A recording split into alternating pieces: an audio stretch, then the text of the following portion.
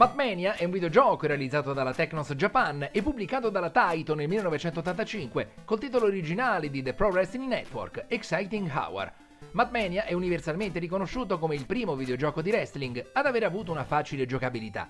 Al suo successo contribuì certamente il design di tutti i wrestler ispirati alle celebrità del periodo e le divertenti presentazioni di cori tra un incontro e l'altro. Nel gioco vestiamo i panni di un wrestler intento alla scalata al titolo di campione del mondo della Taito Wrestling Association.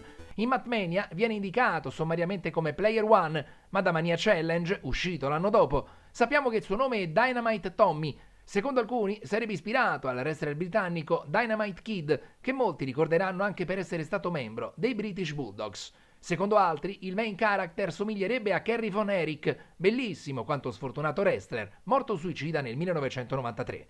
La strada, per conquistare la vetta, passa per 5 avversari che sono nell'ordine Insane Warrior, Karate Fighter, Coco Savage, The Piranha e Golden Hulk.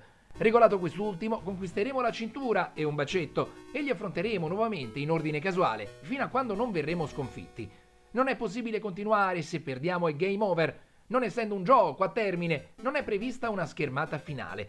Tuttavia, se si conquista il titolo una volta terminata la partita, avremo il piacere di vedere i crediti del gioco. Si può giocare da soli o in due, ma a turno. Oltre al joystick abbiamo 2 pulsanti, uno per i pugni e uno per i calci. Le combinazioni di joystick e pulsanti ci permettono parecchie mosse, tra cui il celebre pile driver, la body slam e il sunset flip. L'uso di queste tecniche indebolisce maggiormente gli avversari, che saranno sconfitti una volta schienati e contati fino a 3. Anche i nostri avversari hanno mosse speciali, alcune addirittura illegali. Insane Warrior, ispirato a Road Warrior Animal, è l'avversario standard che serve per prendere confidenza con i comandi. Karate Fighter non somiglia ad alcun lottatore del tempo e in realtà la sua mise sembrerebbe più vicina al Kung Fu che al Karate. È forse il più semplice avversario da sconfiggere.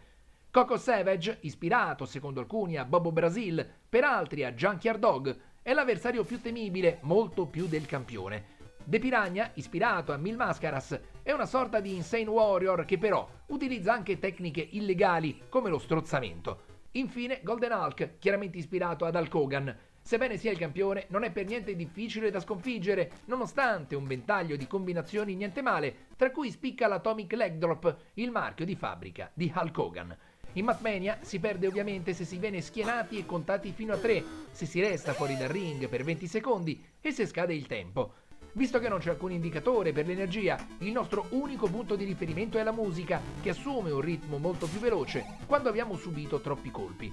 Curiosamente, tra gli spalti sono riconoscibili, tra gli altri, Superman, Braccio di Ferro, gli ZZ Top, Darth Vader e la principessa Leia. L'anno seguente, nel 1986, la Technos Japan realizzò Mania Challenge, praticamente identico a Matmania, ma con la possibilità di giocare contemporaneamente in 2 e l'aggiunta di qualche mossa in più, come i calci volanti. A fronte di queste aggiunte, il gioco aveva però il grande limite di offrire solo 3 sfidanti, Insane Warrior, Golden Hulk e Hurricane Joe, che peraltro è il second player, risultando così estremamente ripetitivo. Ovviamente non riuscì a ripetere il successo del predecessore.